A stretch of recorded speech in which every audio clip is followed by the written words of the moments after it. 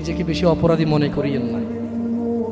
আপনি এত ভালো আল্লাহ পেয়েছেন, আপনি এত ভালো রব পেয়েছেন। বনি ইসরায়েলের একজন লোক 99 জন লোককে হত্যা করলো।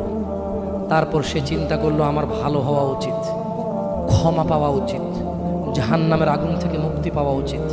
বাবা আমি এই জাহান্নাম সহ্য করতে পারবো না, কিভাবে আমি জাহান্নাম থেকে বাঁচব? তখন সে একজন জ্ঞানী লোকের খোঁজ নিল এবং জিজ্ঞেস করলো যে আমার কি ক্ষমা হবে?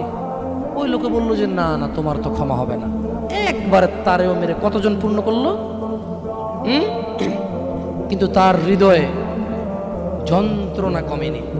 ওই যে একটা যন্ত্রণা, কি কাজ করলে আমি ক্ষমা পেয়ে যাব, কি এমন কাজ করলে আমি আল্লাহর আযাব থেকে রক্ষা পাবো। সে আল্লাহকে প্রচন্ড ভয় পাচ্ছিল।